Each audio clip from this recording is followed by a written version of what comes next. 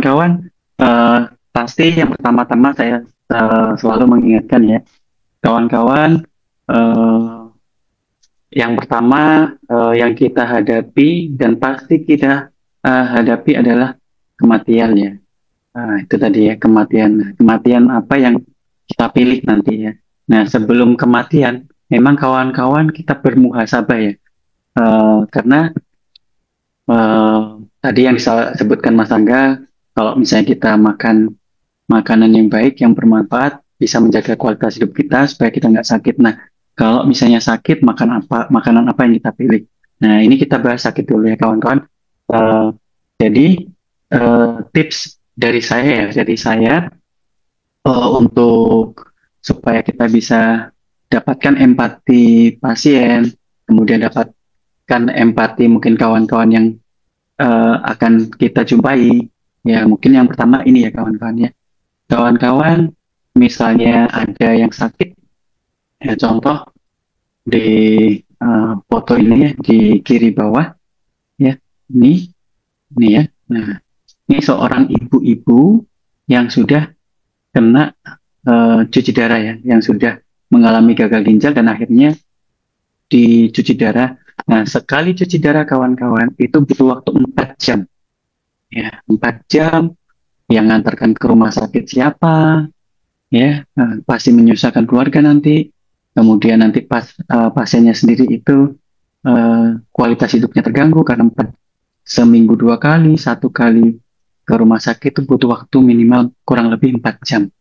Nah, nah ini bisa eh, dan orang gagal ginjal, 80% orang gagal ginjal berdasarkan penelitian kita itu penyebabnya dari kencing manis. Nah, kencing manis ya awal mula pencetusnya memang dari kualitas makanan yang kita asup setiap saat, setiap hari. Nah, lambat lambat laun sakitnya. Terus kemudian ini kemarin ya COVID ya. Ini COVID, kawan-kawan kita tahu eh, nggak ada yang nggak kena ya, yang badannya besar, anak-anak ya, orang tua, apalagi yang rentan. Nah, semua kena. Nah, kalau misalnya kita manajemen dengan baik, ya, COVID itu bisa kita atasi dengan baik ya. Salah satunya dengan makanan ya, nutrisi yang baik. Nah, terus kemudian ini kena tumor ya, tumor, kanker. Nah, kita tahu makanan yang kita makan sehari-hari itu bisa berdampak ya, mencetuskan radikal bebas. Nah, kemudian makanan-makanan yang harusnya eh, kita bisa jaga ya salah satunya menjaga dengan probiotik, sayur-sayuran buah-buahan ya antioksidannya tinggi. Nah kita nggak jaga tuh, Eh, kita nggak jaga radikal bebas di dalam darah kita banyak, apalagi kita banyak makan makanan yang eh, memperburuk kualitas usus sehingga usus menjadi leaky ya, leaky gut. Nah itulah salah satu cikal bakal ya. Setiap hari ada tumor dan kanker yang berpotensi muncul. Tetapi alhamdulillah di dalam tubuh kita ada mekanisme pencegahan, salah satunya natural killer cell. Nah, sehingga nggak cuma usus yang berpengaruh terhadap kanker. Kalau ususnya jelek, leaky gut, zat karsinogenik akan muncul ya masuk tiap hari. Tetapi juga ada sistem pertahanan kita, salah satunya natural killer cell yang bisa mencegah. Nah, dua-duanya harus kita perbaiki untuk kasus kanker. Ususnya harus kita perbaiki, kemudian natural killer cell harus kita perbaiki supaya kita bisa tercegah dari penyakit-penyakit salah satunya tumor atau cancer. Nah, ini anak coba buah hati kita, anak kita sedang sakit, apa yang kita rasakan? Nah, ya. Jadi kawan-kawan mulai sekarang saya himbau untuk menjaga kesehatan ya, salah satunya memberikan nutrisi yang baik terkait kesehatan kita. Nah, kalau sakit kawan-kawan, nah biaya berapa banyak biaya yang harus kita keluarkan nih? Ya, kalau kita sakit, ya oke, dengan BPJS, misalnya bisa dengan gratis. Tetapi yang lain-lain, mungkin ada yang tidak di-cover, atau biaya di rumah sakit, dirawat semua butuh biaya. Ya kalau sakitnya sekali. Kalau sakitnya terus-terusan, kayak kencing manis tadi ya, dengan gagal ginjal, ya, berapa biaya yang harus kita keluarkan? Sangat banyak. Ya, terus kemudian faktor psikologis, baik pasien maupun keluarga. Jadi kalau misalnya kawan-kawan nih disampaikan ke pasien ya. Nah, kalau ada yang sakit, Bu, nggak cuma ibu yang stres, nggak cuma ibu yang berduka ya. Seluruh rumah bisa berduka. Apakah ibu mau seperti itu? Apakah ibu nggak mau berusaha untuk sembuh? Ya, memberi semangat hidup ke ibu juga, ke orang-orang terdekat, supaya senang. Karena memang kalau ada orang sakit di dalam rumah, situasinya tuh kayak neraka. Satu rumah situasinya kayak neraka ya. Panik, takut, sedih. Nah, itu kalau berlangsung sebentar nggak masalah. Tapi kalau berlangsung lama, udah ya kayak neraka. Jadi impian, harapan semua akan hilang. Nah, sehingga kualitas hidup juga gimana? Nggak bagus, stres. Mau ngapa-ngapain nggak bisa. Aktivitas sehari-hari tergantung dengan orang. Ke kamar mandi nggak bisa. Ya, kualitas hidup keluarga kita gimana? Jelek juga, ya, karena harus mengasuh ya, harus mengurus orang yang sakit. Nah, sehingga jelas nih kita nggak bisa kerja, ya, nggak bisa mendapatkan pendapatan ya. Nah, ini kawan-kawan, kalau kita sakit, dampaknya nggak cuma satu, tapi semua ini. Nah, jadi buatlah komitmen ke pasien ya, supaya bisa sembuh. Boleh. Kalau saya selalu dengan pasien saya selalu gambarkan ini. Saya selalu menyampaikan bahwasanya ini loh tolong dijaga, tolong eh, pasien berusaha untuk sembuh. Yuk kita semangat semua untuk sama-sama kita upayakan kesembuhannya ini. Jadi kesimpulannya silakan slide ini kawan-kawan sampaikan ke orang yang sakit sehingga kawan-kawan atau orang-orang yang sakit mau untuk berusaha sembuh.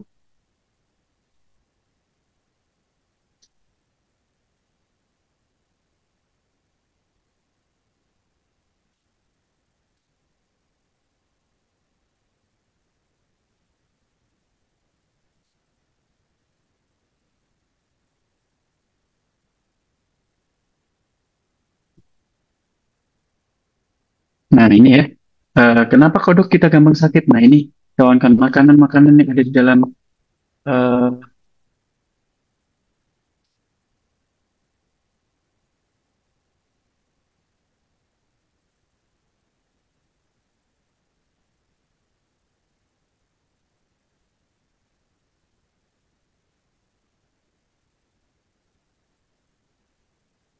ya.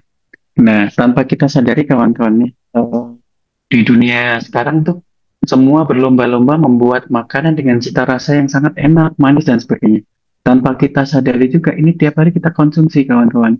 Sehingga faktor yang ditambah faktor-faktor lain dari makanan, stres, kemudian asap rokok, kemudian sekarang generasi-generasi alfa yang memang geraknya kurang, sosial media, bahkan kita kalau mau pesan makanan juga harus nggak harus pergi ya dengan eh, kita pakai HP sudah makanan udah datang ya sudah perilaku kita cenderung malas ditambah makanan nih berlomba-lomba supaya bikin rasa enak dengan cara memberi makanan dengan rasa yang sangat manis sehingga ini kita bersyukur ya bersyukur tapi ya kita masih nomor 5 ya belum nomor 1 ya di dunia untuk top 10 negara dengan diabetes ya. Nah, ini bukan selamat ya, duka ya. Karena memang kita tahu di Indonesia ini salah satu makanan pokoknya adalah nasi. Nasi ini memang bagus ya, bagus nasi. Tetapi harus ditakar dengan baik sehingga konsumsi nasi nggak berlebihan. Nah, yang banyak ini kawan-kawan ya. Ini sedikit cerita eh, di daerah saya, mohon maaf nih kalau ada yang tersebut daerahnya ya.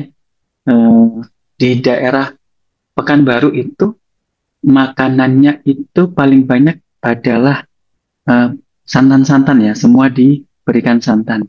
Nah, kawan-kawan kira-kira nih saya tanya nih, silakan dicat. Santan itu bagus apa enggak? Kira-kira, coba dicat. Santan itu bagus nggak? Superfood atau apa ya? Termasuk superfood apa enggak? Oke, silakan. Santan kira-kira? Oh, suaranya putus-putus. Santan itu kira-kira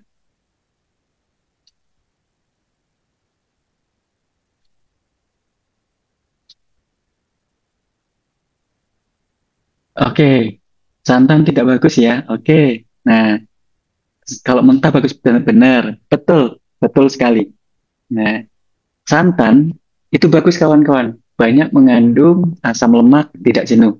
Tetapi kalau sudah diolah, nah sudah dimasak, ya sudah dimasak ya, yang asam lemak tidak jenuh berubah jadi asam lemak jenuh.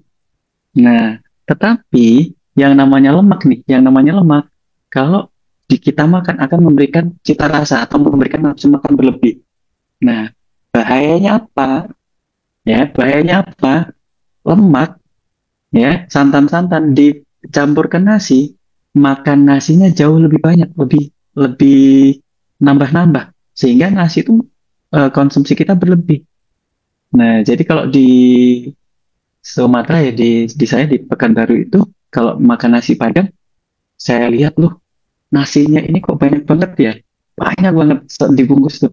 Pas saya makan habis juga gitu tanpa terasa habis. Kalau saya pas waktu di Jawa makanan nggak ada santan ya, cuma sayur-sayuran, sayur-sayurannya pun kelalapan ya yang masih mentah, makan nasinya itu nggak habis, udah kenyang gitu. Kalau di Pekanbaru karena dicampur santan, enak banget sampai habis. Waduh, disitulah masalah mulai timbul kawan-kawan. Nah, ya nggak cuma itu. Nah, santan ditambah nasi yang besar sehingga komposisi gula yang kita serap itu tinggi di dalam darah menghasilkan radikal bebas yang sangat besar. Di dalam darah nggak bisa dinetralkan sama antioksidan di dalam tubuh kita. Terjadilah stres oksidatif. Nah, setelah stres oksidatif, ketemu apa aja tadi yang ketemu kolesterol. Kebetulan tadi masuk ke kolesterol masuk karena santan ya. Udah kolesterol meningkat, ketemu radikal bebas oleh gula tadi karena nasi yang terlalu banyak, kolesterol jadi jahat. Nah, jadi LDL-nya bisa meningkat ya, kolesterol jahatnya bisa meningkat. Ditambah lagi kawan-kawan. Nah, tadi ada sayur tuh, sayur, sayur ya, sayuran. Saya tanya lagi nih, sayuran di dalam tubuh kita kan kita makan sayur tuh akan menghasilkan asam urat, betul ya? Nah, kira-kira asam urat itu bagus nggak di dalam tubuh kita? Monggo, silakan di chat jawabannya. Asam urat itu bagus nggak di dalam tubuh kita kira-kira? Yuk, silakan asam urat. Saya pengen sharing aja ya, kita sharing aja. Asam urat itu bagus nggak di dalam tubuh kita kira-kira? Yuk, silakan. Asam urat, yuk di chat saya tunggu. Bagus, nggak baik. Nah, kan ada yang takut nih nanti asam urat. Nanti takut ya asam uratnya. Oke, tidak bagus, tidak bagus. Bagus, nah betul ya. Jadi kawan-kawan, eh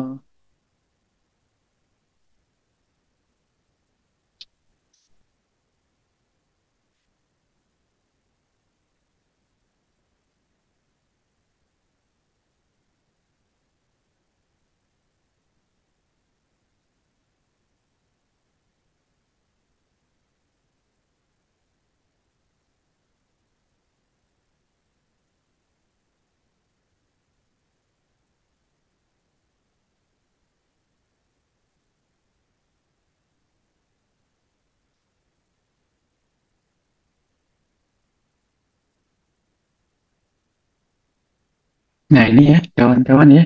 Nah, jadi kalau kadarnya asam urat baik untuk tubuh. Oke, jadi gini ya kawan-kawan ya. Asam urat itu kalau kita konsumsi di dalam tubuh sebagai antioksidan kawan-kawan. Nah, nah antioksidan ya. Nah, normalnya kalau berlebihan, kalaupun nggak berlebihan juga akan dibuang lewat urin. Jadi yang bermasalah ada faktor pencetus. Pengeluarannya terganggu sehingga terlalu lama mengendap di dalam darah. Di dalam darah nanti akan dengan pencetus salah satunya dingin ya, akan menempel di sendi-sendi, suka di sendi. Nah, dengan sendi nempel lama jadi radang. Nah, ingat tadi ya, kita makan nasi, nasinya banyak, tambah santan, radikal bebas naik, di santannya dikasih apa namanya? Sayur nangka itu, gulai nangka ya. Oh, itu asam urat. Oh, udah rusak juga semuanya. Jadi, asam urat itu bagus kalau dia tidak teroksidasi dengan radikal bebas. Nah, Apalagi kalau asam uratnya berlebihan, ya, gampang teroksidasi. Nah, jangan berpikir kawan-kawan kalau misalnya asam uratnya normal, nggak bikin sakit ya. Nah, kenapa? Asam urat saya normal, tetapi kena di radikal bebas. Radikal bebas kita naik, stres oksidatif naik, asam urat jadi rusak. Ya, harusnya dia bisa dibuang ya dengan baik oleh ekstraksi urin, dia menempel di sendi-sendi. Nah, itu ya. Luar biasanya kalau kita salah makan, kawan-kawan. Nah, yang harusnya bagus jadi zat ya. Santan tadi bagus, kita salah olah jadi jahat. Asam urat bagus dalam tubuh kita, ketemu radikal bebas jadi jahat. Nah, itu ya. Jadi mengontrol makanan supaya kita nggak sakit tuh harus ya. Oke, Indonesia nomor satu diabetes ya. Ditambah kemarin COVID terjadi peningkatan penyakit-penyakit yang ada, yang orang yang harusnya kemarin nggak gagal jantung jadi bertambah ya karena COVID. Jadi udah kita lalui bersama semuanya ya. Saya rasa semua sudah pernah kena COVID, tetapi setelah kena COVID belum apa namanya, kita sudah lepas dari pandemi, senang. Nah, nggak seperti itu karena ada lanjutannya kawan-kawan. Ada yang long COVID, bahkan ada beberapa penyakit-penyakit yang meningkatkan resikonya lebih tinggi. Nah, dengan post COVID ya, gagal jantung salah satu contohnya, dia bisa meningkat lagi ya. Oke, ini healing krisis sedikit ya. Nah, kita masuk ke superfood dulu ya. Superfood kita, nah ini ya, ini kawan-kawan, saya ingatkan lagi, saya sering mengingatkan. Nah, video ini karena video ini sangat sangat berkesan ya. Nah, oke.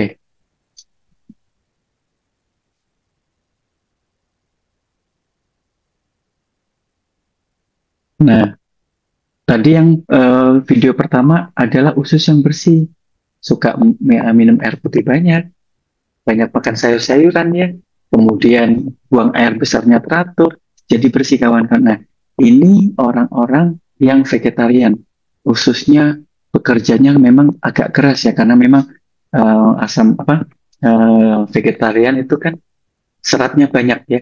Jadi seperti ini, masih bersih, tetapi memang masih ada sisa-sisa serat.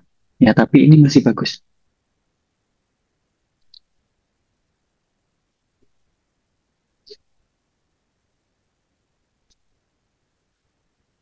Saya pengen melihatkan yang asam urat ya, orang asam urat.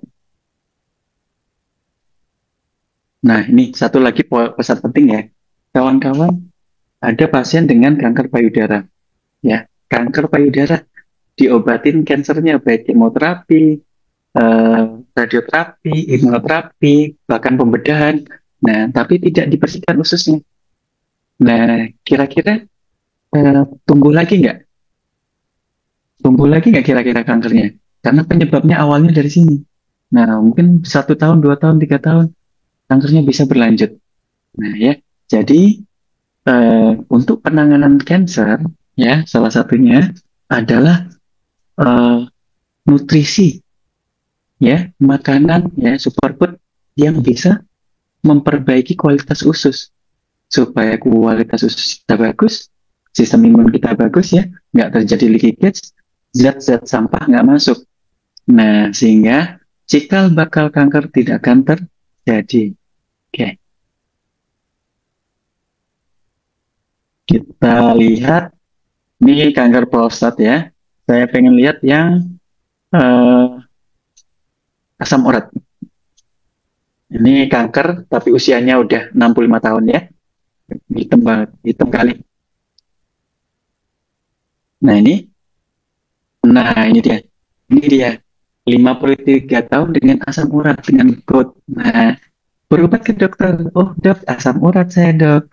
Dikasih obat, dokter, asam urat dalam darahnya dikeluarkan lewat urin, ya, dengan pengobatan salah satunya allopurinol. Terus kemudian radang-radang di sendinya diobatin, sehingga tidak terjadi radang lagi. Bahkan pasien saya kemarin konsumsi AFC juga tuh sudah dilakukan pembedahan karena tofusnya ya, atau timbunan asam urat di sendi itu besar kali sehingga nampak seperti tumor. Nah, di situ akhirnya dilakukan pembedahan. Nah, semua itu dari lakukan terapi medisnya, tetapi ususnya nggak diperbaiki kawan-kawan. Nah, kira-kira nih saya tanya nih, kira-kira ke dokter lagi nggak 2 bulan lagi atau 3 bulan lagi? Kira-kira, yuk silakan dijawab kawan-kawan. Silakan dijawab.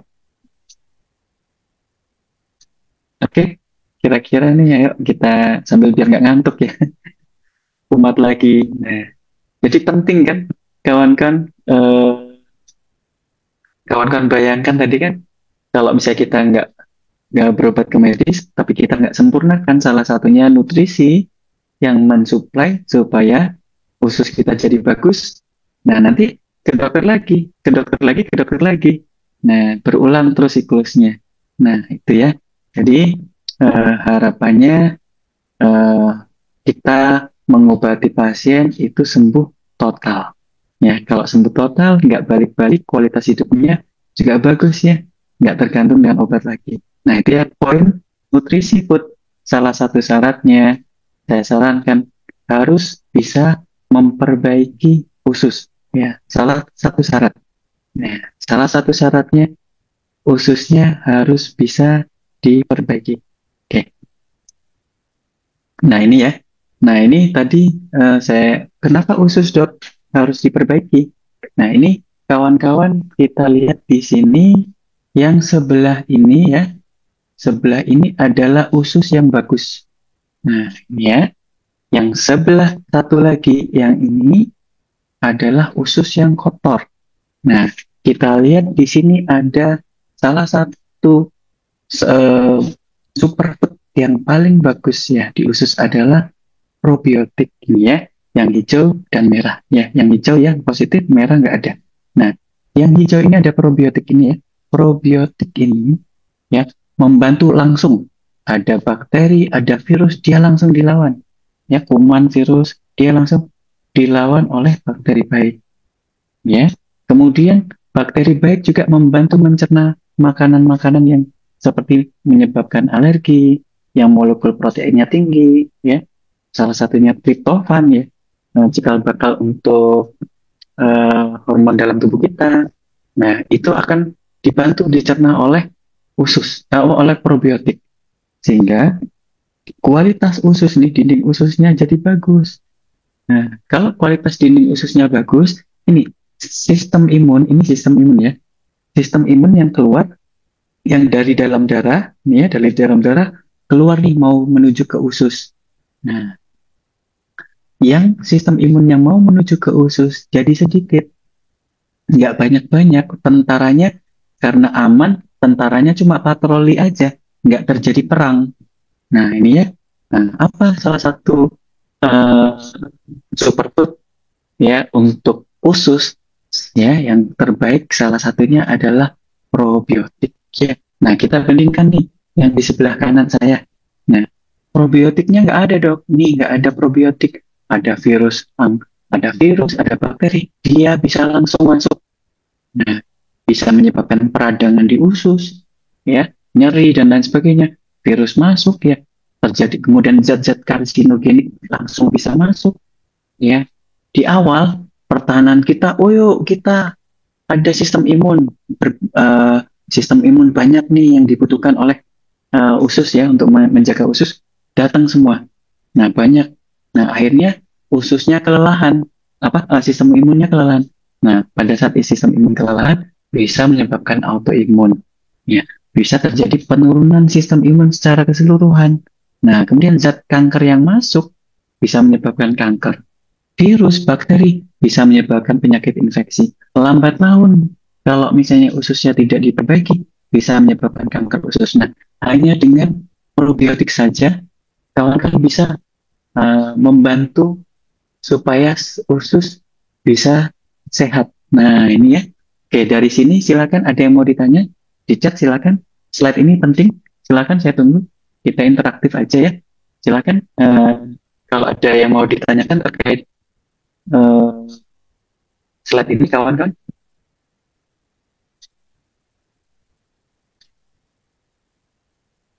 silakan. Nah, di sini kenapa kok usus dok? Kenapa probiotik di sini ya? Salah satu pentingnya probiotik. Oke, silakan dicat kawan-kawan. Berapa lama minum usus untuk memproduksi dok? Berikutnya catatan membersihkan usus. Nah, ya ya. Dok, kalau anak usia diagnosa kanker usus penyebabnya dari apa? Oke, karena saya langsung interaktif aja ya. Dari slide langsung tanya aja ya, supaya nanti ada fotonya ya, supaya kawan-kawan juga bisa langsung membayangkan. Nah, ini pertanyaan yang pertama, kawan-kawan ya. Nah,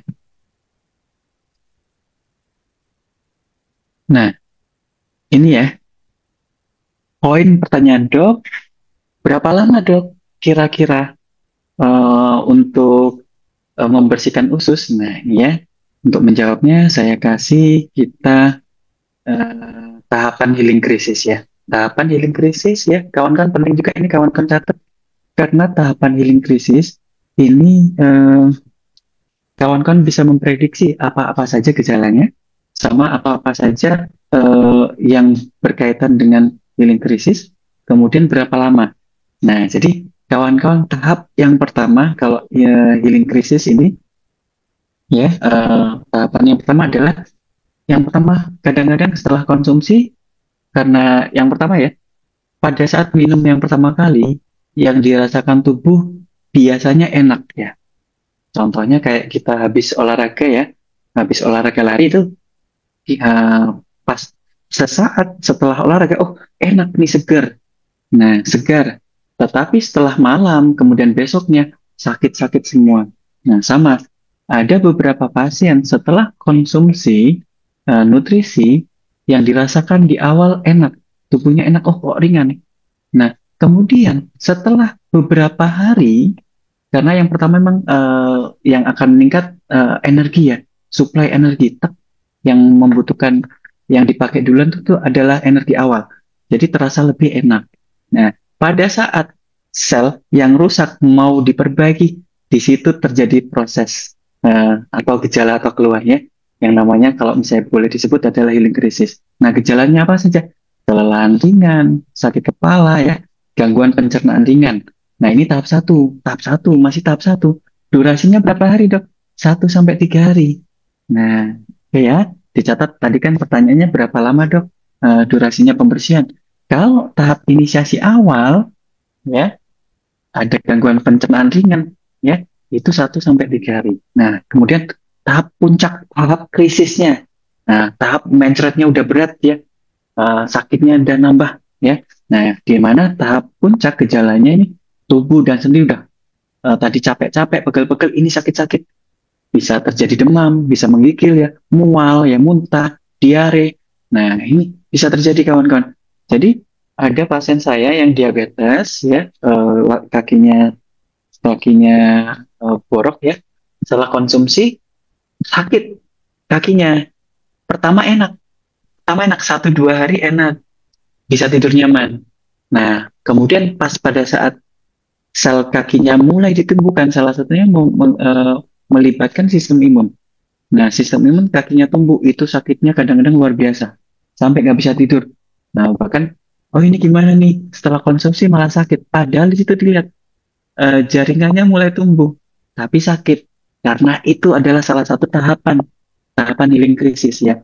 Bisa sakit, bisa apa, karena memang melibatkan sistem imun. Jadi apa yang harus dilakukan? Tetap tenang, ya. Kasih obatnya, ya. Nutrisinya jangan di stop, ya.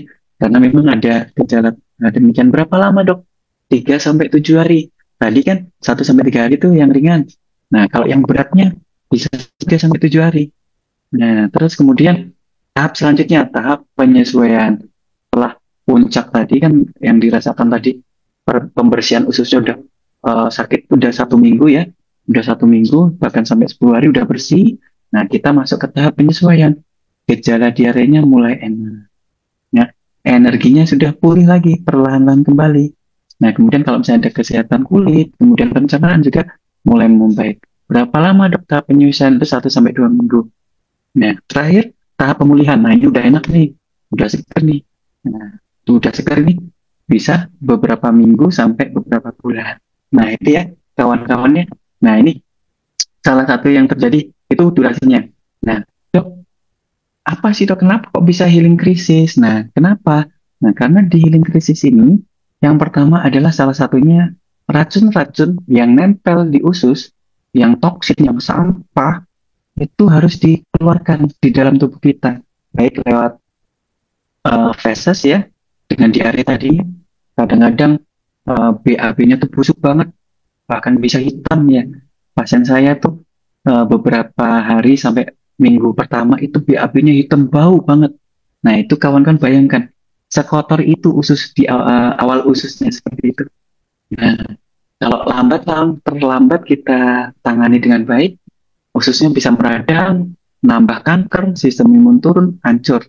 Nah, nah ini karena healing krisis ini gejalanya muncul karena ini satu pembuangan racun ya. Racun yang disimpan lama banget dikeluarkan baik dalam usus maupun dalam kencing ya. Kalau di dalam darah lewat kencing, ya asam urat itu kan lewat kencing. Nah, itu dibuang. Oke. Kemudian terjadi perbaikan jaringan. Nah, ingat ya. Nah, ini saya kasih ilustrasi sedikit saja. Kalau healing krisis itu ibaratnya kita ada kompleks perumahan ya. Kompleks perumahan itu ada 100 rumah.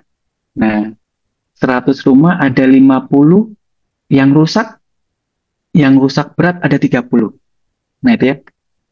Coba bayangkan ya, ada 100 rumah, 50 rumahnya bagus, ya, 50 rumah rusak. Di antara 50 rumah yang rusak, 30 rumah ini rusak, nggak bisa dipakai sama sekali. Nah, dan ini berjalan bertahun-tahun lama, karena kita kekurangan tukang, kekurangan bahan bahan baku, semen, dan lain-lain.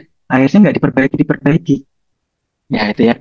Itu ya, ibarat di dalam tubuh kita sakit yang lama, yang masih sehat bisa bekerja, yang sakit ada yang dipaksakan.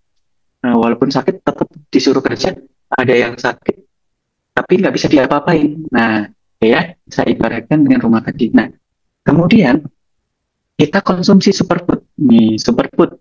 Karena regenerasi, oh, ada kontraktor baru nih, investasi. Kita mau perbaiki rumahnya. Nah, setelah investasi dengan cara pemberian superfood, nutrisi, tukangnya ada, semennya ada, itu akan dilakukan perbaikan. Nah, kalau yang sel rusak tadi 50, yang 20 rusaknya nggak terlalu bermasalah. Nah, di nutrisi akan enak, membaik ya, membaik intinya, terasa lebih enak, healing krisisnya nggak terjadi. Tetapi kalau rumah 30 tadi yang benar-benar rusak nggak bisa diperbaiki, akhirnya dibongkar. Nah, dibongkar, dihancurin. Ya, dihancurin ini yang bikin ribut. Suaranya kencang, ribut-ribut, berdebu, dan lain sebagainya. Nah, kalau nggak dihancurin, nggak bisa diganti sel yang baru. Nah, itu kayak kawan-kawan ya. Kuncinya, sel yang rusak itu harus dihancurkan, ya, sehingga diganti sel yang baru. Pada saat pengurusakan sel yang rusak, melibatkan sistem imun. Nah, sistem imun ini bisa menyebabkan inisiasi dari healing krisis. Ada gejala-gejala yang muncul, dan itu harus dilewati. Kalau nggak dilewatin, ya selnya nggak bisa diperbaiki atau diganti dengan sel yang baru. Nah, itu ya. Jadi, ada yang kena healing krisis, ada yang enggak, karena tergantung dari selnya. Sel mana yang mau diperbaiki. Kalau selnya yang diperbaiki nggak rusak, nggak berat tadi, nggak sampai dibongkar, ya gejalanya nggak muncul. Tapi kalau harus dibongkar, nah sistem imunnya dilibatkan sangat banyak. Disitulah nanti kawan-kawan akan merasakan gejala. Karena memang healing krisis adalah salah satu mekanisme yang melibatkan banyak sistem imun untuk melindungi kita. Salah satunya fungsinya untuk perbaikan jaringan. Nah ini ya, dengan cara aktivasi sistem imun. Nah ini ya, rangkaiannya racun dibuang, aktivasi sistem imun, dan perbaikan jaringan. Kalau sudah perbaikan, terjadi adaptasi. Tubuh jadi lebih enak. Nah itu ya, nah, kenapa terjadi healing krisis? Karena ada racun, karena sel yang rusak harus diperbaiki, perbaikannya itu melibatkan sistem imun itu kompleks, sehingga gejalanya tergantung dengan sistem imun, tergantung dengan organ, tergantung dengan beberapa keparahan tingkat penyakitnya. Ya, itu ya. Durasinya juga tergantung dari itu semua. Nah, ya jadi kita kembali ke usus tadi ya. Nah, jadi ya pertanyaan tadi berapa lama sudah dijawab ya? Berapa lama sudah dijawab? Dok, kalau oke sebentar ya. Berapa banyak probiotik yang bisa dikonsumsi? Nah, ini ya. Oke, tunggu. Bagaimana cara membersihkan usus? Oke ya.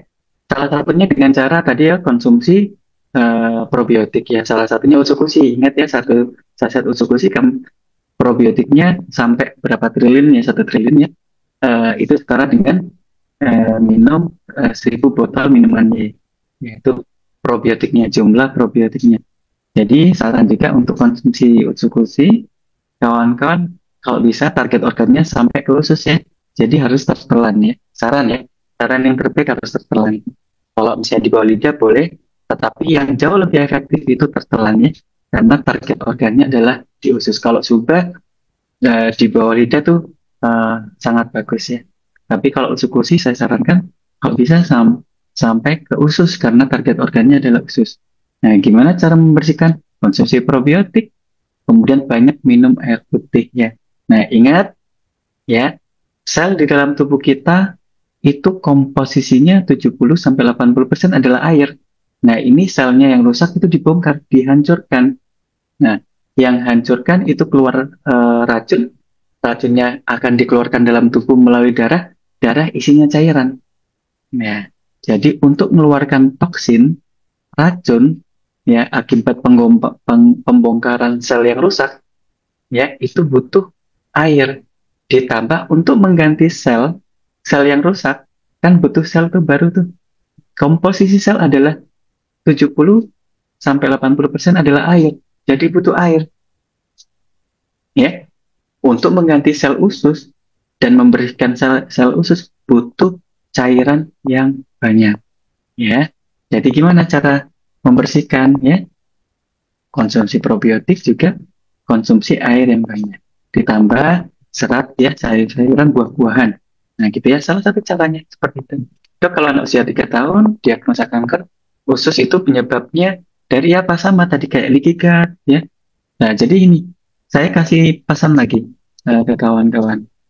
Penyakit itu pendekatannya tidak disebabkan oleh satu penyebab saja, tapi banyak kumpulan dari banyak penyebab atau multifaktor yang terus-menerus menyerang tubuh kita, akhirnya tubuh kita kalah jadi penyakit.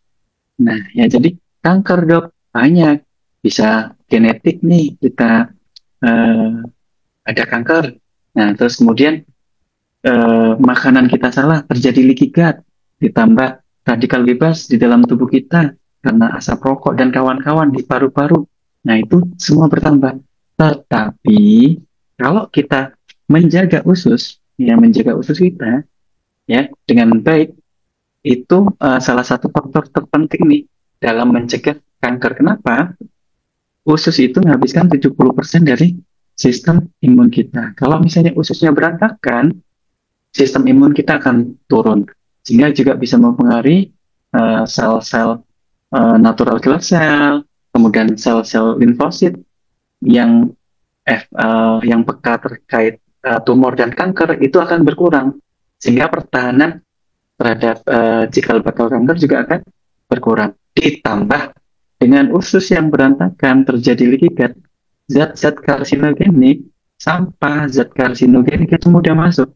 Sudah, sudah sistem imunnya kacau, zat-zat karsinogenik langsung masuk sudah. Akhirnya terjadilah cikal bakal kanker atau tumor. Ya, itu tadi leaky gut sudah saya terangkan. Berapa banyak probiotik yang bisa dikonsumsi? Untuk konsumsinya ya tergantung kebutuhannya. Jadi untuk konsumsi probiotik karena ini suatu makanan ya, bukan obat. Nah, kalau obat ada dosisnya. Kalau makanan superfood kebutuhan. Jadi kebutuhan orang berbeda-beda. Ada yang butuh cuma satu, ada yang kita kejar karena memang harus kita bersihkan bisa sampai 8 ya 8 saset ada. Jadi dikembalikan ke kebutuhan masing-masing ya. Kalau saya untuk menjaga, saya konsumsi 2 saset, berarti 1 sampai 2 juta, 2 triliun ya, eh, sel probiotik. Apa, apa ketidakseimbangan hormon yang berasal dari usus yang tidak sehat? Betul. Jadi gini kawan-kawan. Nah, usus itu punya akses ke otak, brain, brain gut axis. Nah, itu ya satu. Ditambah ada hormon-hormon yang dipengaruhi perilaku dari usus. Dia kayak lingkaran setan. Otak mempengaruhi usus, usus mempengaruhi otak karena punya jalur tuh. Nah, contoh gini aja. Orang yang punya asam lambung susah tidur, kesakitan, panik, susah tidur, stres ya. Akhirnya orang stres, orang panik meningkatkan asam lambung karena pengaruh hormonal yang berdebar-debar apa. Sehingga sekresi dari asam lambung juga meningkat, jadi makin parah. Nah, itu ya. Nah, terus ada contoh lagi, orang gampang marah kalau lapar. Nah, kalau misalnya lapar kan belum makan tuh gampang marah. Kenapa? Pas pada saat makan, ya, pada saat makan ada hormon serotonin ya, serotonin enterik. Maaf, hormon, ya stres itu serotonin enterik. Dia bisa mengeksitasi ke otak ya, supaya kita lebih rileks, nggak stres. Habis makan enak, tenang, wah, enak, rileks. Kadang-kadang ada orang-orang tertentu yang kalau misalnya stres, banyak makan coklat. Nah, pelariannya karena itu tadi ada hormon di dalam usus yang memang mempengaruhi mood. Salah satunya serotonin entrik. Nah, terus habisnya itu, habis makan dok, eh, kalau usus enak, tidur kita enak. Betul, karena ada hormon yang dipengaruhi juga oleh usus ya, namanya melatonin. Dia akan bekerja ya. Ya itu melatonin ini prekursornya ya, peptidanya, proteinnya adalah triptofan. Triptofan dibantu dengan probiotik sehingga probiotik triptofan mudah diserap sehingga terjadi pembentukan bahan dasar hormon melatonin. Jadi kita tidurnya lebih nyenyak. Nah, ada pasien yang konsumsi usus tidurnya lebih nyenyak. Kenapa? Karena dia mudah menyerap triptofan yang dicerna, yang dibantu pencernaan oleh usus. Nah, dicerna, kemudian timbul hormon melatonin yang menyebabkan kita tidurnya lebih nyenyak. Salah satu penyebabnya tidurnya kita lebih nyenyak. Nah, sehingga habis makan perutnya enak, kenyang, rasa pas ya, kenyang, jadi ngantuk. Nah, karena ada hormon melatonin. Kenapa dok ngantuk? Salah satunya pada saat kita makan tuh energi yang dibutuhkan usus untuk mencerna atau modal untuk mencerna makanan itu sangat besar. Nah, sehingga otak disuruh istirahat dulu. Otak jangan kerja repot-repot ya, karena memang pada dasarnya otak itu paling boros menghabiskan energi. Padahal di perut kita ini lagi butuh butuh energi yang besar, sehingga akhirnya ususnya diberikan keluar hormon sehingga menyebabkan ngantuk. Gitu ya. Jadi ketidakseimbangan hormon juga berasal dari usus betul. Jadi ada beberapa terapi-terapi untuk ibu hamil ya, salah satunya itu kan menyeimbangkan hormon, salah satunya terapinya usukusi. Cara kerjanya salah satu ya, tidak langsung akan memperbaiki keseimbangan dari hormon. Oke, dokter tolong bantu penjelasan tentang autoimun, khususnya ITP. Wah, oke, sedikit ya. ITP, idiopathic thrombus purpura. Ya, intinya trombositnya itu rendah terus, kemudian terjadi perdarahannya di bawah kulit yang tidak diketahui penyebabnya. Idiopatik itu penyebabnya nggak jelas nih sampai sekarang. Nah, jadi sama kawan-kawan, ini salah satu bentuk autoimun ya, autoimun. Nah, autoimun itu imun yang bermasalah. Bahkan kalau mau saya kaitkan, leukemia itu kanker darah itu sangat berkaitan sehingga berkaitan juga dengan autoimun ya, kanker darah, leukemia. Ya, karena memang sel darah keping darah atau trombosit dimakan terus sama kayak ITP. Nah, bisa karena leukemia, bisa juga menyebabkan ITP. Nah, tapi leukemia juga punya jalur yang tersendiri ya. Nah, jadi faktornya banyak, penyebabnya banyak dan tidak diketahui. Ingat, ya saya ingatkan kembali, konsep penyakit tidak disebabkan oleh satu penyebab. Jadi penyebabnya banyak dan berlangsung lama dan terus menerus. Nah, jadi faktor salah satunya kalau mau kita bahas adalah usus, misalnya ususnya kita eh, hancur ya, makanan nggak bagus, ususnya terjadi leaky gut, radikal bebas masuk terus, kemudian terjadi kerusakan di dalam darah. Di darah terjadi stres oksidatif. Nah, stres oksidatif itu kemana-mana tuh. Nah, ngerusak pembuluh limpa, merusak kelenjar limpa, hati, dan sebagainya. Kebetulan nanti ada suatu organ yang berfungsi terkait masalah sistem imun, penghasil trombosit misalnya. Di situ dirusak. Nah, rusaknya itu terus-menerus. Nah, terjadi kerusakan atau perubahan DNA itu karena kerusakan kronis, kawan-kawan. Rusak, diperbaiki, rusak lagi, diperbaiki lagi, rusak lagi, diperbaiki lagi, rusak lagi, diperbaiki. Akhirnya capek dia. Akhirnya diperbaikinya karena nutrisinya nggak dapet, nggak sempurna, diperbaikinya ada perubahan DNA. Sehingga perubahan ini yang menjadi cikal bakal. Nah, apa? Jangan sampai kawan-kawan kalau sakit, jangan sampai lama-lama. Segera pulihkan, sel segera pulihkan. Kalau selnya nggak pulih sempurna, bisa menyebabkan suatu kelainan. Bisa kelainan DNA, bisa kelainan tumor atau kanker. Karena selnya yang dikembalikan nggak sempurna, terjadi mutasi, terjadi perubahan-perubahan genotip dan lain sebagainya. Dan itu kalau untuk ITP belum diketahui secara pasti apanya, apa saja. Sehingga gimana dok cara penanggulangannya? Jelas yang pertama ke medis ya, ke medis trombositnya turun tuh harus segera dilakukan transfusi, kemudian obat-obat yang menyebabkan autoimun harus segera dikontrol. Nah terus kemudian itu tadi, nah ususnya diperbaiki, darahnya radikal bebas diperbaiki supaya tubuh lebih rileks, kerusakan-kerusakan tidak terjadi lebih hebat dengan cara pemberian superfood. Ya, ususnya dijaga ya biar bagus ya, dengan probiotik. Kemudian eh, kualitas darah diperbaiki dengan konsumsi superfood yang mensuplai antioksidan yang bagus di dalam darah. Kemudian superfood juga untuk mensuplai sel-sel bisa beregenerasi dengan baik, selnya pulih dengan baik. Sel yang rusak diganti sel yang bagus, bukan sel rusak diganti yang sel eh, karena kebutuhannya harus banyak, rupanya ada satu komposisi sel yang tidak sempurna, penggantinya sel yang tidak sempurna sehingga terjadi perubahan, bisa menyebabkan autoimun, kanker dan lain sebagainya. Dan itu banyak ya, penyebabnya itu gabungan banyak dan itu terjadi lama dan akhirnya terjadi autoimun. Ya, ya.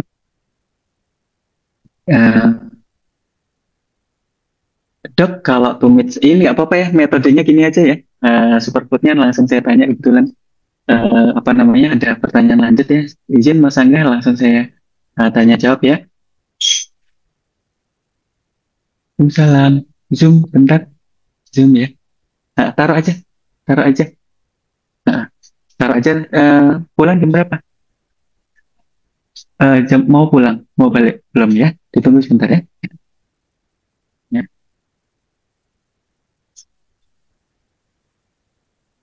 Dok, kalau tumit sakit minum subah, healing grease-nya tambah sakit betul kawan-kawan. Ingat tadi ya. Ya, jadi yang pertama mungkin 1 hari, 2 hari mungkin enak, enak nih rasanya. Nah, terus pada saat mau dibongkar itu tadi ya, analogi saya kayak rumah tadi ya, perumahan yang pertamanya eh, rumahnya rusak nih, nah nggak bisa dipakai lagi itu di awal-awal enak, konsumsi sehari 2 hari enak karena lebih ke nutrisi, dipakai lebih ke energi, oh enak. Tapi pas pada saat energinya cukup untuk membangun atau untuk meregenerasi, akhirnya dibongkar. Nah, akhirnya dibongkar. Pas pada saat dibongkar mau diperbaiki, disitulah timbul gejala-gejala. Ya, Jadi kawan-kawan jangan takut. Kalau misalnya nanti setelah konsumsi sakit, berarti disitulah perbaikannya. Nah, jadi dikontrol. Nanti saya ajarkan gimana cara mengontrol supaya tetap aman ya terjadi healing krisis ya. Ya, betul tambah sakit. Betul ya. Nah, tadi ya ada tahap inisiasi, ada tahap puncak yang memang paling sakit. Nanti tahap akhirnya adaptasi. Sudah pemulihan ya. Jadi mulai enak dan itu akan kita hadapi. Mau nggak mau memang harus dihadapi kawan kan. Kalau mau sembuh, mau sempurna selnya yang akan diganti, ya mau nggak mau harus dihadapi karena itu tadi ya proses perbaikan sel itu melibatkan sistem imun, kompleksitas sistem imun. Sistem imun salah satunya terjadi proses peradangan lokal, kemudian proses peradangan sistemik ya untuk hancurkan sel yang rusak atau mengeluarkan racun sehingga sel yang rusak bisa dihancurin diganti sel yang baru. Nah, disitulah gejala-gejala mulai timbul ya banyak ya. Betul. Jadi tetap ya lanjutkan karena memang di situ sedang diperbaiki. Memang nggak nyaman dok dan sebagainya. Tetapi kalau nggak diperbaiki ya lambat laun makin berat, makin berat juga healing krisisnya. Jadi memang mau nggak mau harus eh, dilewati. Nah, kenapa tadi saya sampaikan video apa gambar orang sakit di awal? Nah, itu tadi kita bangun komitmen, jangan sampai sakitnya makin parah. Kalau makin parah, nah kayak gitu di gambar ya. Akhirnya nggak sembuh-sembuh, nyusahin diri sendiri, nyusahin orang.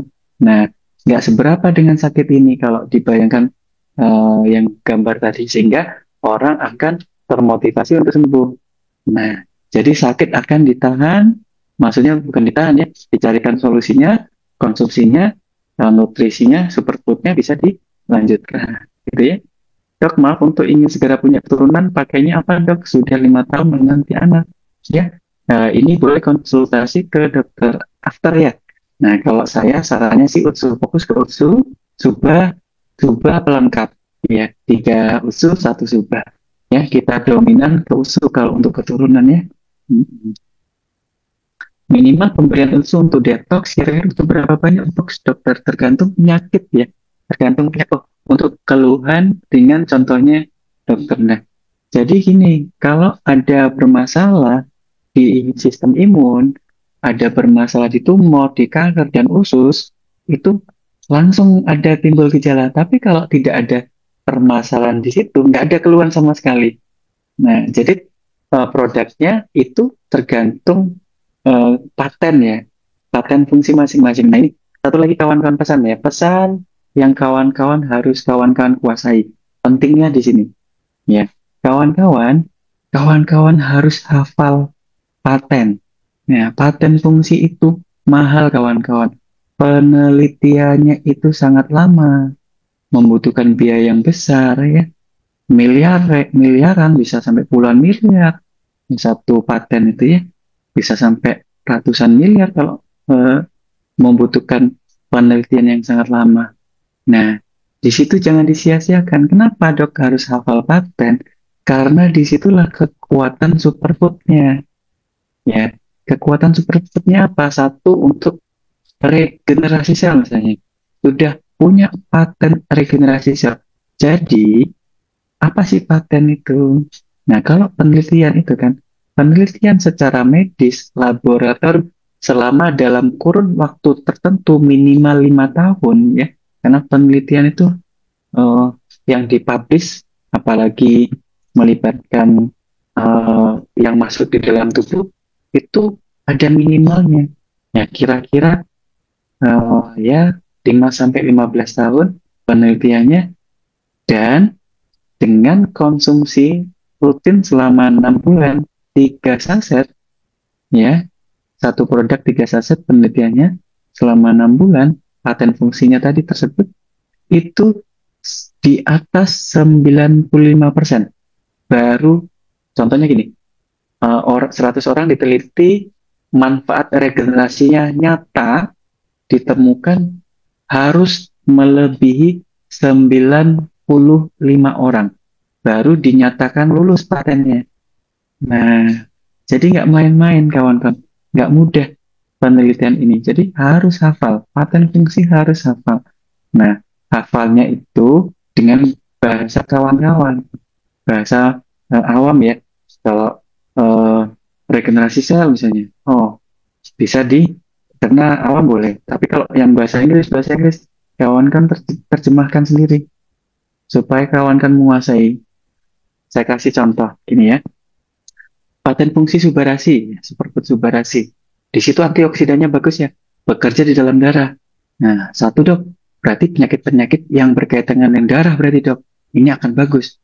Nah, kenapa? Dia salah satunya mencegah clotting, mencegah penjendalan darah, kemudian mencegah hipertensi misalnya. Nah, yang terakhir mengoptimalkan supaya tubuh kita menjadi pulih kembali atau sel regenerasi sel. Nah, kawan-kawan dengan paten itu kawan-kawan bisa membayangkan apa-apa saja penyakit yang bisa dibantu gitu loh. Itu maksudnya. Dengan kawan-kawan tahu paten, sehingga kawan-kawan akan tahu penyakit-penyakit apa yang bisa dibantu. Jadi penyakit yang berkaitan dengan darah dan regenerasi sel, kualitas darah dan regenerasi sel paling kuat adalah subah. Contohnya penyakit apa ya? Yang berkaitan dengan darah apa dok? Oh, tensi, kolesterol, diabetes, ya kan? Itu kan darah semua tuh. Nah, terus kemudian penyakit-penyakit yang butuh regenerasi yang besar. Contoh penyakit kronis, penyakit yang lama, selnya banyak yang rusak. Nah, itu cocoknya subah. Ya, kualitas darah nah, yang butuh regenerasi sel yang besar, penyakit kronis ya, atau luka operasi setelah pasca operasi, ya, butuh sel-sel yang banyak, kiranya selnya kemarin rendah, butuh ditambah selnya. Nah, itu kekuatan dari subarasi. Nah, dengan cara kita menguasai paten, ya, kawan-kawan itu ya, kuasai paten, sehingga kawan-kawan bisa menjembatani, bukan, merekomendasikan apa yang paling cocok untuk pasien, gitu ya. Nah, itu ya, sehingga kawan-kawan bisa, ya, paten Hikari, paten Utsukushi harus hafal, ya. Orang nulis paten itu penelitiannya lama, kawan-kawan, jangan sampai itu kawan-kawan sia-siakan. Dok, mau tanya untuk anak umur 4 tahun sakit leukemia, apakah Subarasi dan Utsukushi boleh campur dengan susu karena anaknya nggak bisa makan? Boleh, silakan. Ya, tapi jangan panas ya. Susunya hangat ya. Boleh, silakan. Tetapi saya rekomendasikan ya, karena satu ke kondisi pasien leukemia harus berobat ke medis ya, supaya terkontrol ya, supaya bagus nanti potensi kesembuhannya bisa maksimal, ya harus ke dokter ya, ke rumah sakit. Nah, ditambah dengan nutrisi ini sebagai penyempurna. Nah, kalau bisa diskusi dengan dokter yang merawat lebih bagus ya. Minta izin. Nah, biasanya dokter eh, yang pro karena sudah baca, yang belum pro karena belum baca manfaatnya. Tapi ingat ya, dua-duanya bagus. Kalau dokter yang pro karena sudah baca, kalau dokter yang pro baik, baik juga. Kenapa? Dokter memikirkan dia akan bertanggung jawab atas keselamatan pasien. Kalau dia tidak tahu, tidak menguasai apa yang diberikan ke pasien, pasti dia akan melarang. Karena tanggung jawab, kalau pasiennya memburu, dia dokternya pasti sedih, pasti merasa gagal. Nah, di situ ya. Jadi kalau dokternya belum mau memberikan, ya sudah, ya pelan-pelan ya, izin supaya nanti pun kalau ada keberhasilan setelah konsumsi dia setuju, kemudian konsumsi AFC-nya, kemudian terjadi perubahan yang signifikan, kan malah dia wah, bisa-bisa seperti saya akan merekomendasikan karena memang produknya cukup bagus ya untuk menyempurnakan terapi medis yang ada. Ya, contoh pasien saya yang gagal ginjal, yang stroke diberikan, yang awalnya saya nggak setuju, yang gagal ginjal ya, jadi terjadi peningkatan kesehatan yang luar biasa dan akhirnya saya tertarik membaca. Nah, coba kalau misalnya tidak izin atau seperti apa, mungkin dokternya nggak akan notice, akhirnya nggak akan membaca, ya.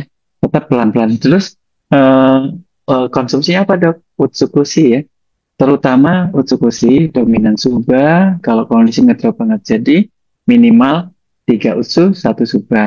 Nah, pada saat kemoterapi, subanya di hold ya, kita fokus ke utsukushi. Kenapa? Perangnya nih, perangnya ini mau menang nih, kan kemo tuh kita bom atom.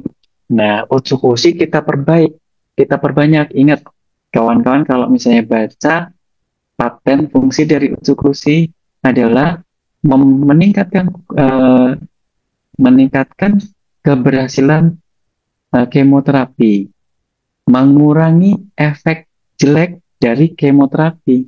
Nah, itu ya, sehingga kualitas kemoterapinya juga bisa kita bantu. Kenapa? Ingat, Utsukushi ada natural killer cell, ada menutrisi natural killer cell. Kalau kemoterapi itu kan bom atom tuh, ditambah yang seluruh sel dirusak tuh. Nah, yang bersih-bersih di dalam tubuh itu natural killer cell.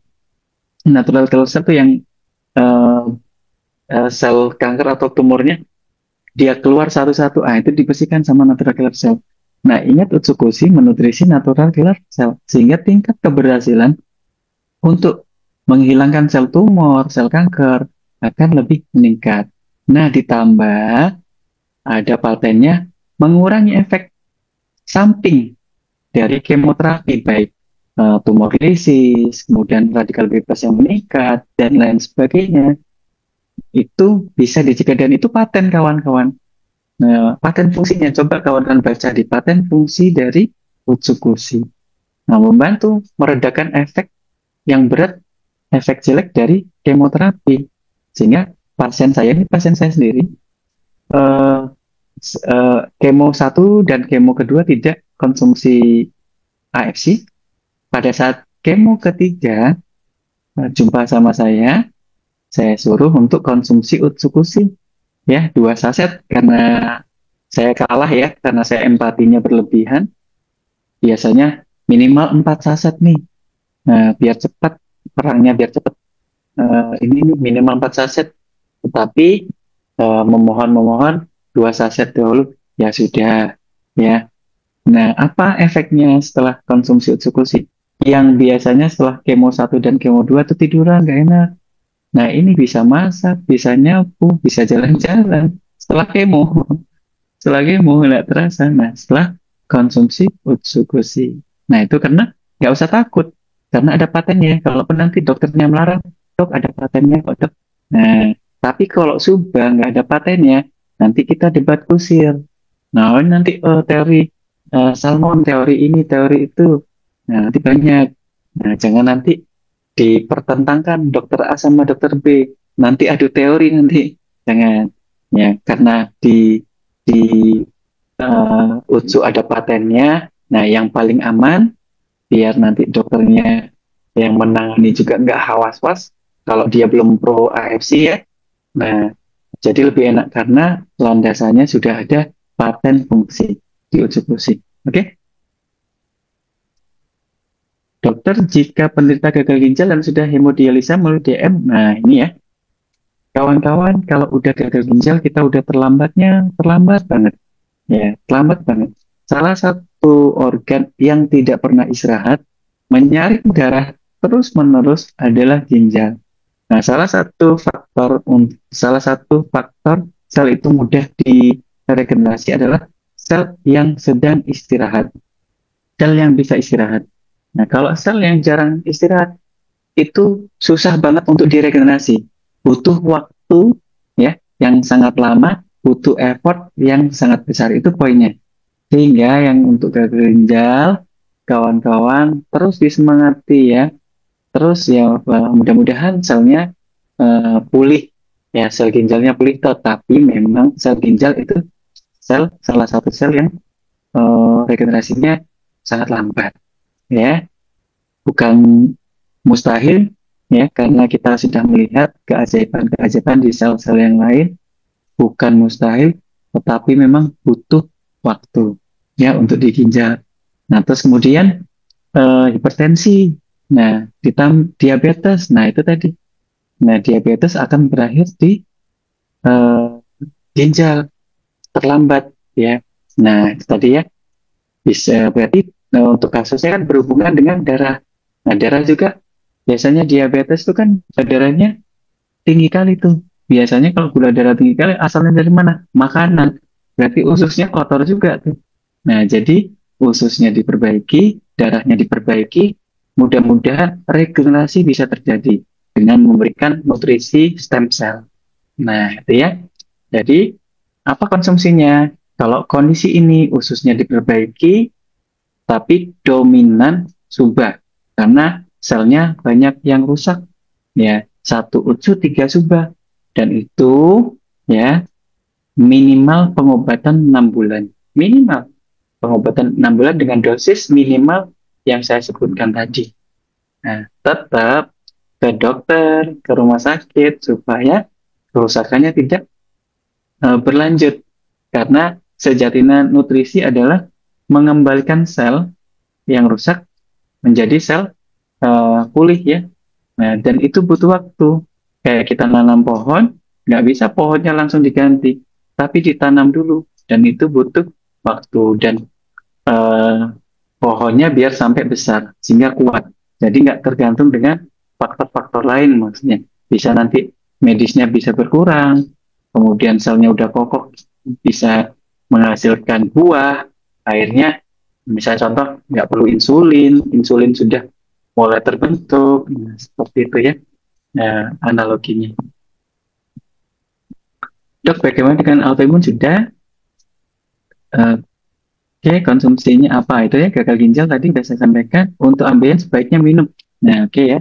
Untuk ambeien, ingat, ambeien itu salah satunya itu adalah pembuluh darah yang ada di anus. Berarti masalah darah, ya, masalah varises, masalah tekanan, ya. Nah, tetapi ingat, nah, varises terjadi karena komposisi makanan yang nggak bagus dan pergerakan usus yang nggak bagus. Nah, tadi berarti maksudnya apa, Dok? Nah, kebutuhannya apa? Dua-duanya, suba dan usus, dua-duanya perlu untuk memperbaiki kualitas darah, ya pembuluh darah yang ada di anus, kemudian memperbaiki kualitas dari usus, ya. Jadi dua-duanya, dua suba, dua usus untuk kasus ambeien tetap, ya perbaikan pola hidup, faktor-faktor lain yang juga harus dijalankan supaya kita sembuh sempurna. Berobat ke medis lanjut, pola hidup juga diperbaiki ya. Oh iya, saya belum menerangkan gimana caranya kalau terjadi healing krisis ya. Oke, sebentar ya. Nah, gimana dok? Apa sih yang harus kita lakukan kalau terjadi healing krisis? Nah, ini sedikit ya. Apa yang harus kita lakukan ini penting ya. Nah, ini banyak healing krisis nih, banyak ya. Salah satunya sel kanker nih ya, terjadi aktivasi dan lain sebagainya. Wah, cukup berat yang kita bahas yang eh, apa sih yang harus kita lakukan kalau ini. Nah, cara mengatasi. Nah, ini ya. Ini kawan-kawan silakan catat ya. Silakan catat ya untuk dosis mungkin tadi udah saya sampaikan ya untuk mencatat nutrisi superfood ini. Ya. Nah, cara mengelola karena ada efek samping dari healing krisis ya. Yang pertama kawan-kawan minum cukup air ya. Nah, ini penting karena itu tadi mengeluarkan racun butuh air. Nah, kalau racun nggak dikeluarkan, efeknya, gejalanya makin besar. Ya, di samping sel itu komposisinya dari air. Nah, sel supaya bisa diganti, kita memerlukan banyak air. Jadi kalau misalnya ada pasien yang mengalami healing krisis, ada sakit, sakit kepala, sakit apa dan sebagainya, ya banyak minum air. Kecuali yang dihindari. Contohnya gagal ginjal. Dok, jadi gimana dok? Kan dokter makanya gagal ginjal susah untuk regenerasi, yaitu racunnya susah dikeluarkan, selnya nggak bisa diganti karena kita dibatasi cairannya. Nah, terus solusinya gimana dok? Nah, tetap pembatasan cairan tetap dilakukan. Nah, pembatasan cairan yang tidak diperlukan pada saat hemodialisa. Ya, salah satunya jadi kawan-kawan pas pada saat HD, nah minta izin sama dokter yang merawat, minumnya agak banyak. Ya, minumnya agak banyak karena ginjalnya udah langsung dibantu dengan mesin cuci darah, mesin alat HD-nya. Nah, pas pada saat cuci darah, ginjalnya kan nggak bekerja, nggak memperberat. Nah, sehingga kesempatan itulah kawan-kawan gunakan untuk minum pada saat dicuci darah, ya, supaya itu tadi detoksnya maksimal, pemulihan atau regenerasinya juga bisa maksimal. Ya, atas izin dokter nanti dihitungkan ya, dihitungkan kebutuhan cairannya pada saat HD. Ya, minum ya, pada saat HD banyakin minumnya. Kalau untuk pasien lain dok yang nggak berhubungan dengan restriksi cairan, ya boleh sebanyak mungkin. Ya, tambah 1 liter dari kebutuhan normal. Ya, nah kan kebutuhan normal kita 2 liter tuh. Nah, dengan berat 60 sampai 70 tuh kebutuhannya 2 liter. Nah, kalau misalnya lagi regenerasi tambahin aja 1 liter, jadi 3 liter sehari. Nah, selesai ya. Konsumsi air yang pertama.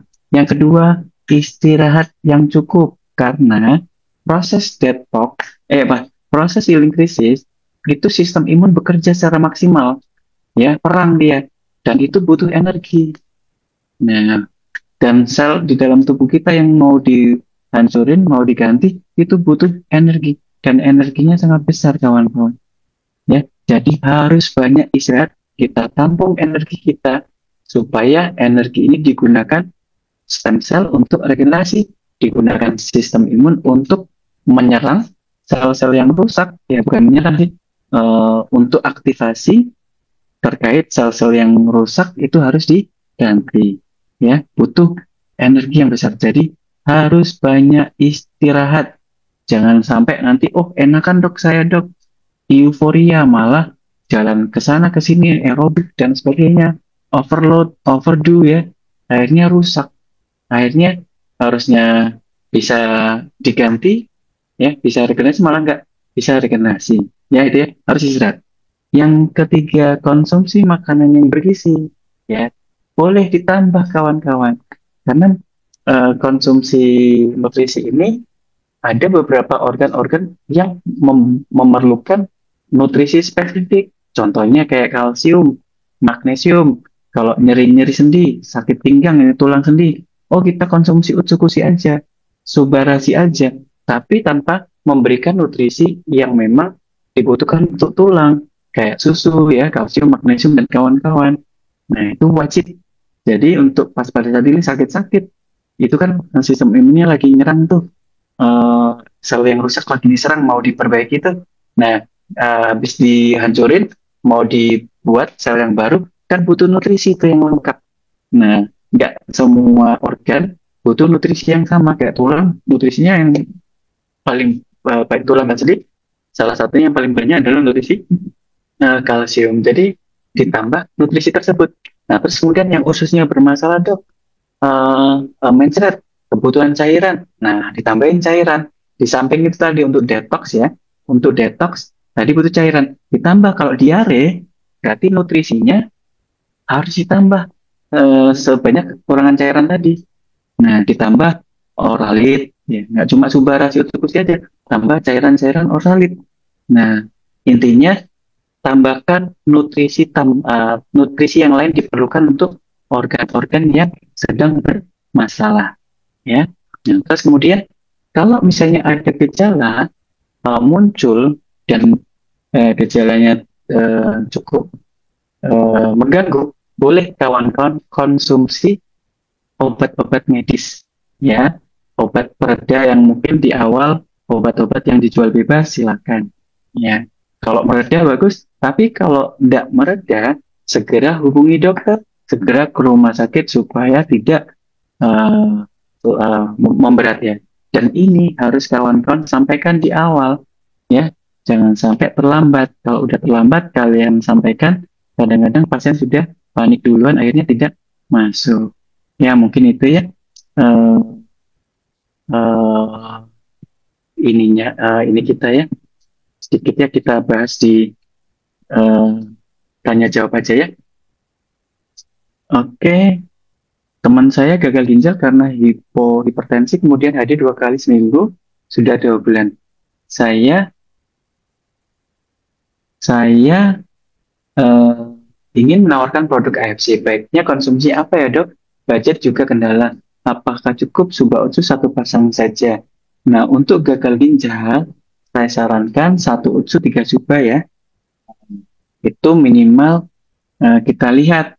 Nah, kawan-kawan gini, pastikan 1 minggu pertama itu konsumsinya tepat.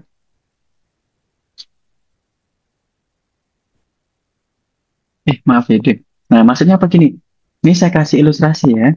Kalau kawan-kawan bisa mendampingi dengan baik, mau dosisnya 1 saset pun boleh. Nah, kalau kawan-kawan bisa mendampingi dengan baik. Kenapa? Kalau misalnya nggak didampingi dengan baik, karena kalau kurang dosisnya, efek di dalam tubuh itu nggak ada. Ya, nggak ada memberi dampak yang signifikan. Nah, tapi kalau orang lain, kalau konsumsinya kurang, ya kita nggak bisa mendampingi dengan baik, akhirnya dia gagal terapi. Nah, maksudnya apa? Nggak percaya lagi, oh nggak bermanfaat. Nah, padahal dia udah beli 1 box tuh, karena kita konsumsinya nggak pas di 1 minggu pertama, kurang ya di 1 minggu pertama, di titik krusial, akhirnya pasien tidak percaya. Nah, udah beli 1 box, konsumsinya dia habis setengah box, akhirnya setengah box lagi dia nggak minum. Yang rugi siapa? Yang rugi pasien, kita nggak rugi, ya, karena dia udah beli setengahnya nggak dimakan, kan rugi itu dia, double ruginya. Nah, karena kesalahan kita menginformasikan dengan baik. Jadi 1 minggu pertama minimal 4 saset. Kawan-kawan pantau tiap hari perkembangannya sampai di minggu pertama. Nah, itu wajib. Kalau nggak kawan-kawan pantau, nanti ada healing krisis, panik, nggak diminum. Terus kemudian ada, sehingga efeknya nggak, kalau kurang, efeknya juga tidak ada, nggak signifikan, sehingga gagal. Nah, itu ya, minimal 4 saset, 3 Suba, 1 Utsu, dipantau tiap hari, kita evaluasi 1 minggu, dan insya Allah 1 minggu pertama itu sudah enakan. Pas pada saat enakan, kemudian apa namanya, pasien merasa yakin, nanti dikejar. Inilah salah satu solusi untuk kesehatan saya. Impiannya muncul, harapannya muncul. Nah, pas pada saat impian dan harapan muncul, kawan-kawan edukasi gimana cara mempermudah supaya konsumsinya bisa efektif, ya, bisa terbantu. Ya, tadi kan karena biaya ya, bisa terbantu. Nah, akhirnya kawan-kawan bisa ajarin dari sisi medisnya, kemudian ada dari sisi yang membantu pasien supaya lebih ringan konsumsinya, lebih murah. Nah, seperti itu ya. Nah, jadi jangan sampai di awal itu jangan sampai dosisnya kurang, karena di awal itu yang hentakan awal supaya meyakinkan itu di awal, ya, di awal itu yang harus meyakinkan bahwasanya nutrisi nutrisi ini bisa sangat bermanfaat. Nah, oke.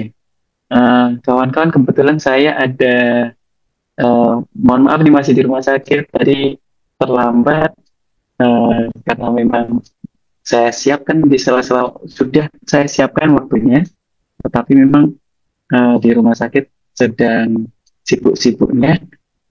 Maaf terlambat, dan mungkin juga terbatas juga untuk Zoom-nya, mungkin eh, ada 2 pertanyaan lagi yang mungkin bisa saya jawab. Mohon maaf ya kawan-kawan, nggak bisa menemani panjang tadi, barusan tadi ada yang manggil, jadi mungkin izin saya 2 pertanyaan lagi ya. Dan kebetulan ya, yang tadi dari atas, yang ini yang terbawah ya, 2 pertanyaan yang terbawah yang saya eh, jawab. Yang di tengah-tengah saya minta maaf ya, belum bisa menjawab pertanyaannya. Oke, Oke dok, Dok. saya aja dok 2 ya. Oh iya, siap Mas Jadi Andi. saya compile dari semua pertanyaan.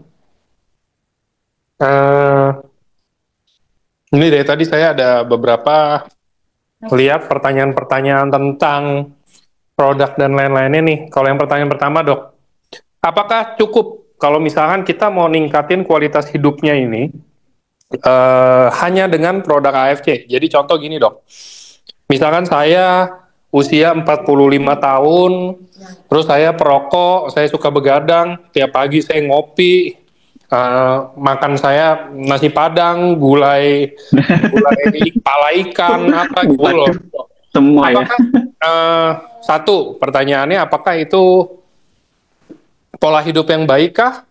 Dan apakah kalau saya konsumsi suba atau utsu atau bahkan hikari, kita ngomong rutin deh dok, kita ngomong rutin dan takarannya nih 2 sampai 3 saset per hari masing-masing produk. Artinya saya bisa konsumsi 9 atau 10 saset gitu per hari. Tapi hidup saya gitu-gitu aja dok. Ya itu ngaruh nggak sih dok? Nah, Nah, jadi gini kawan-kawan ya, terkait konsistensi konsumsi itu satu dulu ya. Sampai kapan kita buat konsumsi rutin sebanyak itu? Jadi kita harus kurangi kebutuhan kerusakan sel. Nah, poin pertama, ya, poin pertama, contoh nih kita kejar nih, oh kita masih ada uang, ya, masih ada uang kita kejar. Nah, sehingga yang rusak diganti yang baru, yang rusak hari ini diganti tuh, tapi yang rusak-rusak sebelumnya diganti. Karena terus-terusan yang rusak terus-terusan, yang ganti juga terus-terusan, nggak ada yang ngetop. Ya, yang rusak nggak ada yang stop.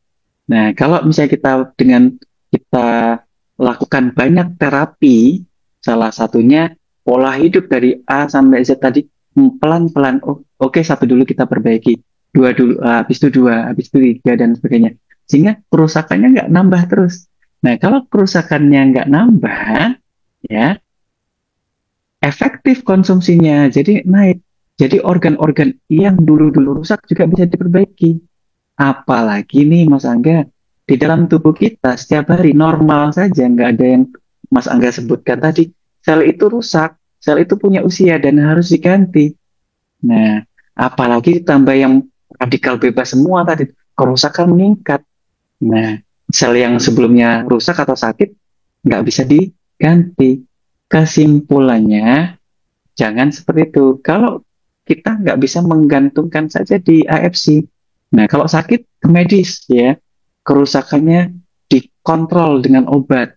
Nah, sehingga memberikan waktu AFC untuk memulihkan sel-sel, meregenerasi sel-sel yang rusak. Jadi kalau nggak dikontrol, ya kita kejar-kejaran. Sama halnya kayak tadi, pola hidup kita nggak kita jaga, kemudian kita hanya konsumsi, ya kejar-kejaran. Tinggal kapan siapa yang kalah, sampai kapan siapa yang lebih konsisten. Nah, konsumsinya atau pola hidup yang nggak bagus tadi. Nah, kadang-kadang kita, oh shit, saya orang kaya nomor satu. Saya temannya Bill Gates nih, uang saya banyak. Tapi kadang-kadang, oh terlupa, konsumsinya lupa, kemudian dan lain sebagainya. Nah, nggak konsisten. Manusia itu tempat orang susah untuk konsisten. Jadi, semakin banyak terapi yang kita lakukan akan semakin bagus, Mas Angga. Tidak bisa menggantungkan di AFC saja. Itu oke. jawabannya. Siap, itu ya teman-teman ya. Itu ini saya kompal. Jadi beberapa pertanyaan tuh banyak yang kayak saya gabung lah gitu loh. Terus ini pertanyaan berikutnya juga masih seputar itu juga. Jadi pertanyaan berikutnya kan kalau tadi kan dari pola hidup ya dok ya. Nah kalau yang ini pertanyaannya lebih ke arah kalau orang-orang yang sudah memiliki gangguan kesehatan. Contoh, saya lagi nih. Saya Angga, umur 45 tahun. Saya sudah didiagnosa menderita diabetes. Terus saya ada kayaknya arahnya ke stroke, gejalanya ke stroke gitu kan.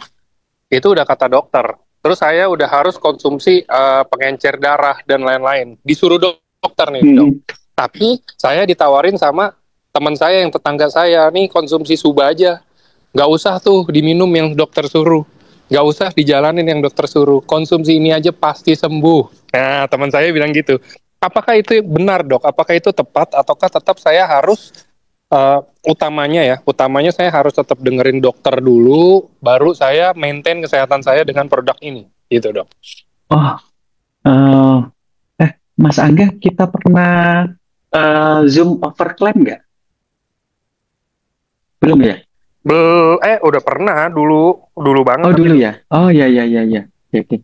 Nah, jadi gini kawan-kawan ya, Yang pertama, dampaknya kalau ada statement seperti itu, ada dampak. Tiga aspek ya. Dampak ke pasien, dampak ke kita, empat, mohon maaf. Dampak ke pasien, dampak ke kita, dampak ke kawan-kawan kita, dampak ke perusahaan. Ada empat. Nah, yang pertama ke pasien sendiri. Nah, ingat ya, tadi sudah saya sampaikan. Kalau misalnya tidak dikontrol kerusakannya oleh medis, AFC ini butuh butuh sangat banyak, kebutuhannya akan banyak dan lebih lama lagi, lebih banyak dan lebih lama lagi untuk mengejar ketertinggalan. Tapi kalau misalnya kita kontrol, kita bisa kejar ketertinggalan. Nah, kontrolnya dengan apa? Dengan medis. Jadi AFC itu menyempurnakan dengan cara sel yang rusak supaya dikembalikan. Nah, pada saat sudah kembali, sudah dari sel, kemudian ke jaringan, jaringan menuju ke organ, organnya udah bagus, sehingga bisa kita bertahap untuk tidak tergantung dengan obat. Nah, dan butuh waktu. Nah, kalau nggak konsumsi, kebutuhannya besar banget gitu loh. Besar banget AFC. Nah, jadi jangan tuh ya untuk ke pasien sehingga pasien nanti sembuhnya lebih lama, uangnya juga akan banyak habis. Nah, terus kemudian ke ke saya sendiri, kalau saya overclaim, ya overclaim, kalau misalnya nggak sembuh, pasiennya nanti saya yang dituntut. Nah, ya saya dituntut, oh bahwasanya, oh ini statementnya itu.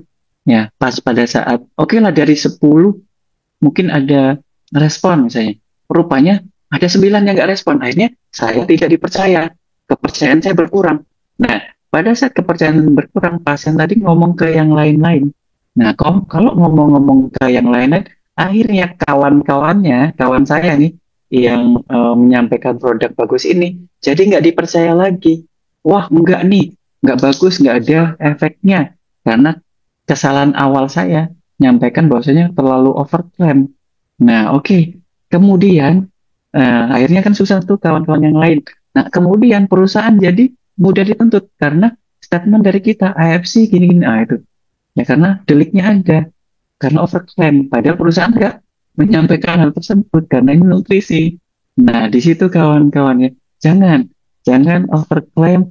Jangan menyarankan langsung putus medis. Jangan. Malah ini kombinasi yang sangat sempurna, kombinasi yang luar biasa karena ini kayak makanan gitu loh, obat ditambah vitamin ditambah makan jadi cepat sembuh gitu loh. Masalahnya ini superfood untuk regenerasi, usus diperbaiki, sistem imun diperbaiki, kualitas darah diperbaiki, yang utamanya regenerasi sel, baik sel secara keseluruhan maupun sel otak yang khusus Ikari.